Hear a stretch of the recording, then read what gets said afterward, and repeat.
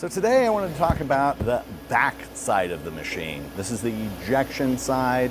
We call this the moving side or the B side. So that's the whole clamping and compression side of it, which is on this side. So let's get into it. Now, if you look over here, you will notice a bunch of holes in the platen.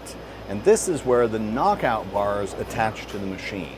So every mold, every part is a slightly different geometry, and we have to actually eject it out of the mold to get rid of the part so we can get into the next cycle and make more of them. That happens automatically, and here is where the rubber meets the road. These are our knockout bar positions on the machine. So we have these bars that screw into these holes and allow us to interface into those different geometries. So different molds will have different positions for those.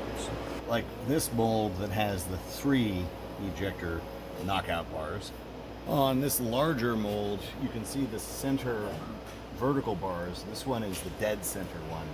And this one interfaces here, here, here, here, here, here on the ejector bars. So obviously this is very different, but primarily because it's a much larger mold. All right, so we're going to go ahead and close this, and we're going to eject forward. So as you can see, it comes out of the platen and it interfaces to that tool. In this case, we just have the 1. Let's say we've got 3 ejector bars like this one. Well, in that case, what we do is we eject this forward. So we grab our ejector bar and we bring it in here. We can thread it into the ejector plate that is back here, and we just tighten that all the way to the bottom. We take our wrench, we tighten that up, and of course we do that for the second bar as well. So in an American standard format, we have a pretty straightforward system. So we have a center ejector, of course, and then we have 4 that are offset in 2 inches from center point.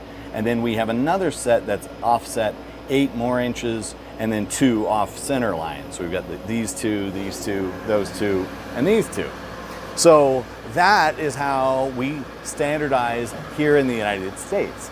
Now you might have noticed that all of those dimensions I just gave you are in inch dimensions, and they're even inch dimensions. That is the standard here in the US. So you can see this ring here. This is where this mold attaches to the platen, but you can tell that there's no hole in the mold. Here's where this gets really relevant. If we line the ejector bar up with a location where there is no hole, we cannot eject forward. Most people think that every machine out there pretty much is the same thing. It squirts plastic into a mold and all is good in the world. But no, that's not the case. What we've been talking about here is the US standard ejector bar pattern. And as the name implies, there are different standards in different parts of the world. Obviously there are metric patterns, but not just that. There are different patterns in Asia than there are in Europe, and certain regions have their own standards as well. Now, a mold is primarily designed around a specific part, but it is also important to take into considerations things like your locator rings or your ejector bar positions. Sometimes you have to design around those parameters in order to actually make the mold. So if you have your mold made in one part of the world, it doesn't guarantee you can just pick it up and move to a different location and that things will just work out. There's a pretty good chance that you might not even be able to run the mold at all. Well, that's all I've got for you today. But make sure you come back and check out the channel later because we're working on some really cool things. Don't forget to like and subscribe so you can get all our latest content. And remember, go out there and do something cool today.